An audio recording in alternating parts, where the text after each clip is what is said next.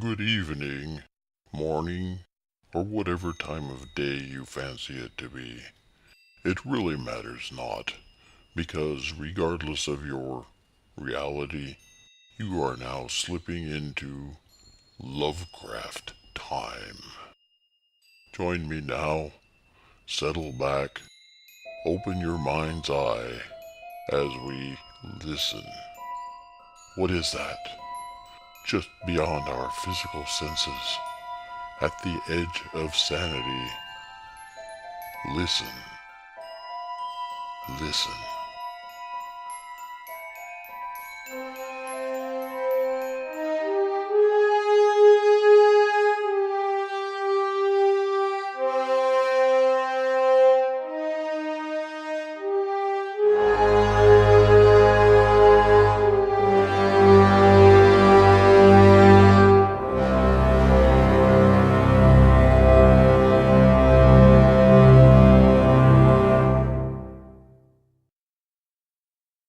Dagon by H.P. Lovecraft.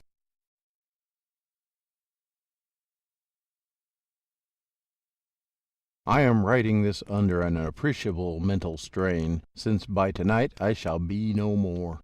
Penniless, and at the end of my supply of the drug which alone makes life endurable, I can bear the torture no longer, and cast myself from this garret window into the squalid street below. Do not think from my slavery to morphine that I am a weakling or a degenerate. When you have read these hastily scrawled pages, you may guess, though never fully realize, why it is that I must have forgetfulness or death. It was in one of the most open and least frequented parts of the broad Pacific that the packet of which I was supercargo fell victim to the German sea raider. The Great War was then at its very beginning, and the ocean forces of the Hun had not completely sunk to their later degradation, so that our vessel was made a legitimate prize, whilst we of her crew were treated with all the fairness and consideration due us as naval prisoners. So liberal indeed was the discipline of our captors that 5 days after we were taken, I managed to escape alone in a small boat, with water and provisions for a good length of time. When I finally found myself adrift and free, I had but little idea of my surroundings. Never a competent navigator, I could only guess vaguely by the sun and stars that I was somewhat south of the equator. Of the longitude I knew nothing, and no island or coastline was in sight. The weather kept fair, and for uncounted days I drifted aimlessly beneath the scorching sun, waiting either for some passing ship or to be cast on the shores of some habitable island.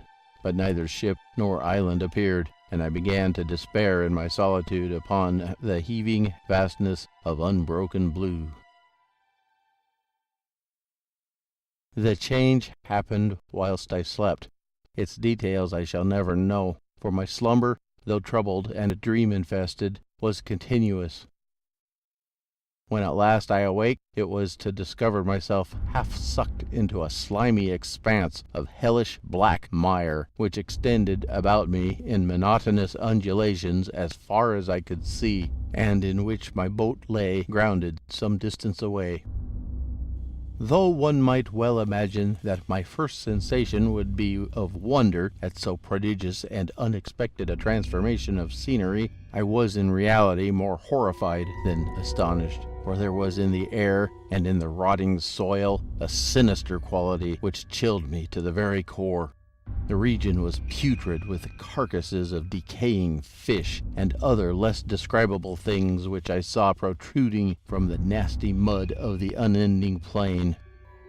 Perhaps I should not hope to convey in mere words the unutterable hideousness that can dwell in absolute silence and barren immensity.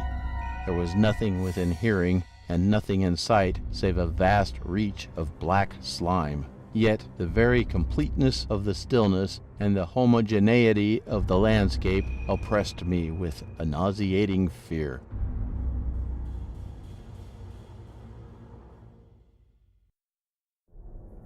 The sun was blazing down from a sky which seemed to me almost black in its cloudless cruelty, as though reflecting the inky marsh beneath my feet.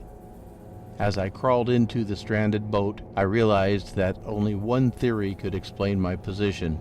Through some unprecedented volcanic upheaval, a portion of the ocean floor must have been thrown to the surface, exposing regions which for innumerable millions of years had lain hidden under fathomless watery depths.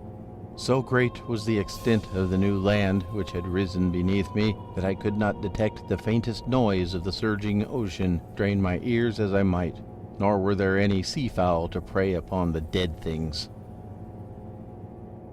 For several hours I sat there thinking or brooding in the boat, which lay upon its side and afforded a slight shade as the sun moved across the heavens.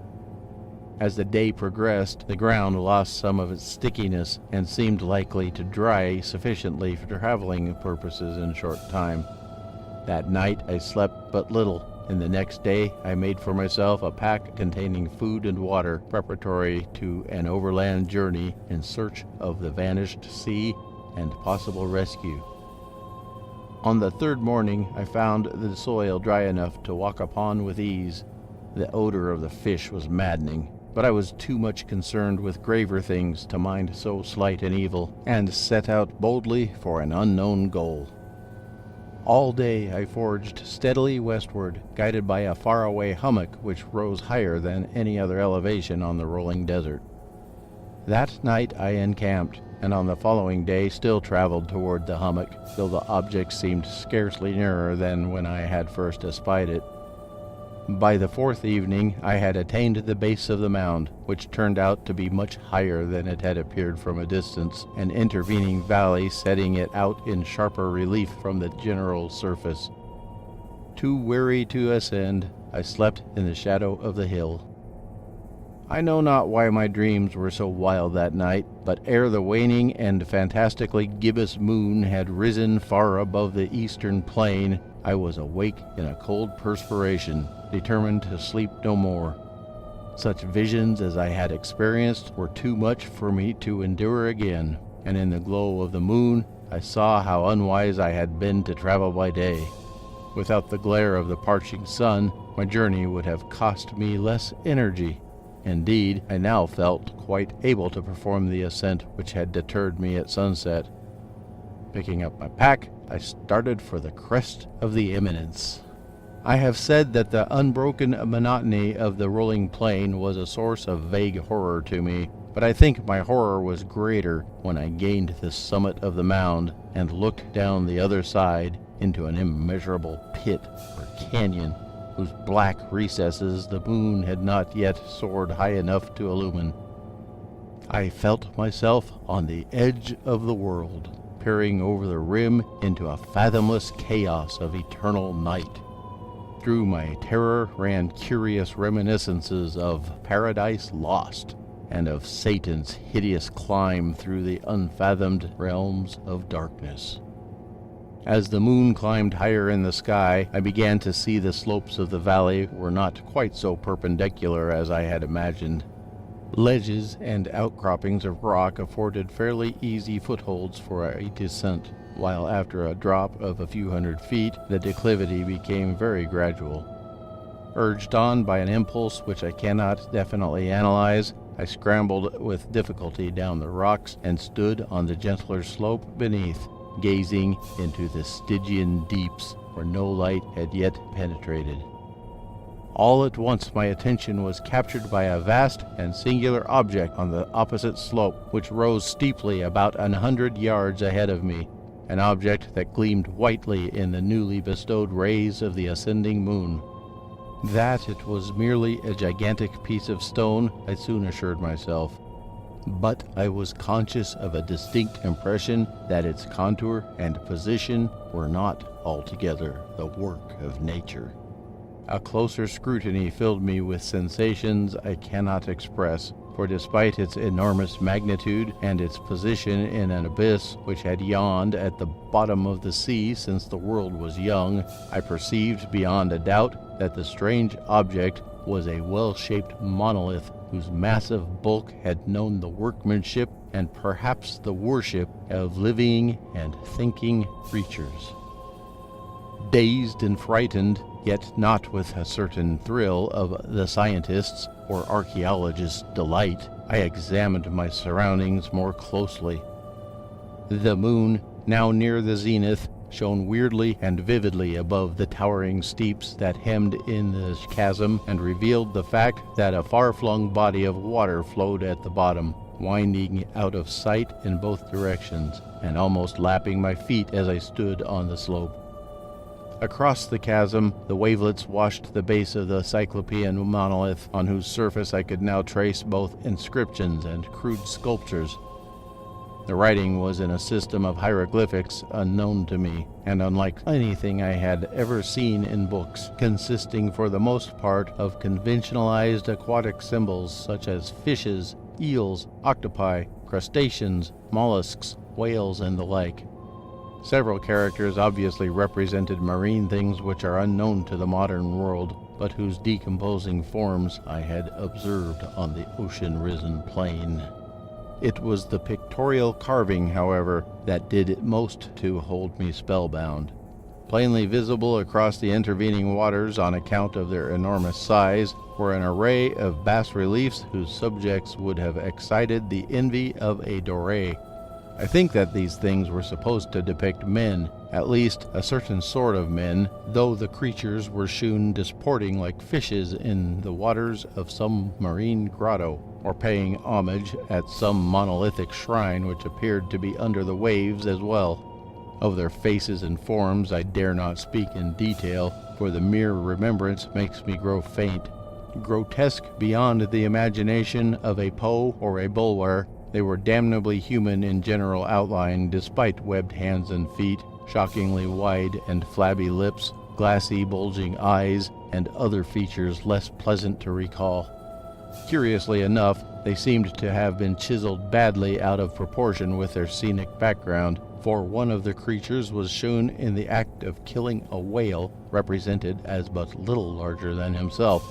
I remarked, as I say, their grotesqueness and strange size, but in a moment decided that they were merely the imaginary gods of some primitive fishing or seafaring tribe, some tribe whose last descendant had perished eras before the first ancestor of the Piltdown or Neanderthal man was born. Awestruck at this unexpected glimpse into a past beyond the conception of the most daring anthropologist, I stood musing whilst the moon cast queer reflections on the silent channel before me. Then suddenly I saw it. With only a slight churning to mark its rise to the surface, the thing slid into view above the dark waters. Vast, Polyphemus-like, and loathsome, it darted like a stupendous monster of nightmares to the monolith, about which it flung its gigantic, scaly arms, the while it bowed its hideous head and gave vent to certain measured sounds. I think I went mad then. Of my frantic ascent of the sloped cliff and of my delirious journey back to the stranded boat, I remember little. I believe I sang a great deal and laughed oddly when I was unable to sing. I have indistinct recollections of a great storm some time after I reached the boat. At any rate, I know that I heard peals of thunder and other tones which nature utters only in her wildest moods. When I came out of the shadows, I was in a San Francisco hospital, brought thither by the captain of an American ship which had picked up my boat in mid-ocean. In my delirium I had said much, but found that my words had been given scant attention. Of any land upheaval in the Pacific, my rescuers knew nothing, nor did I deem it necessary to insist upon a thing which I knew they could not believe. Once I sought out a celebrated ethnologist and amused him with peculiar questions regarding the ancient Philistine legend of Dagon, the fish god, but soon perceiving that he was hopelessly conventional, I did not press my inquiries. It is at night, especially when the moon is gibbous and waning, that I see the thing. I tried morphine, but the drug is given only transient surcease, and has drawn me into its clutches as a hopeless slave. So now I am to end it all, having written a full account for the information or the contemptuous amusement of my fellow men. Often I ask myself if it could not all have been a pure phantasm, a mere freak of fever as I lay sun-stricken and raving in an open boat after my escape from the German man-o'-war. This I ask myself, but ever does there come before me a hideously vivid vision in reply. I cannot think of the deep sea without shuddering at the nameless things that may at this very moment be crawling and floundering on its slimy bed, worshipping their ancient stone idols and carving their own detestable likenesses on submarine obelisks of water-soaked granite.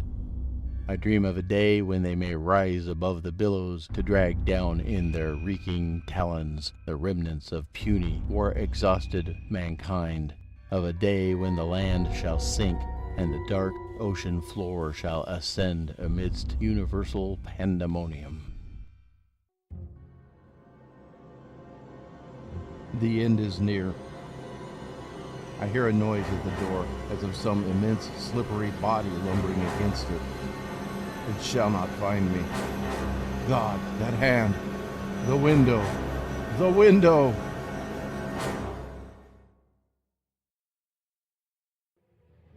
Lovecraft Time is a production of Radio Free Innsmouth and Awakened Productions. Lovecraft Time theme music was composed by Reber Clark. All rights for musical score usage have been provided by the composer to Awakened Productions in conjunction with Radio Free Innsmouth and other Second Life projects associated with Awakened Productions. Please check out ReberClark.com for complete information on Reber Clark and his fine musical endeavors. Radio Free Innsmouth is an Awakened Productions project with all rights reserved to respective individuals and entities as appropriate.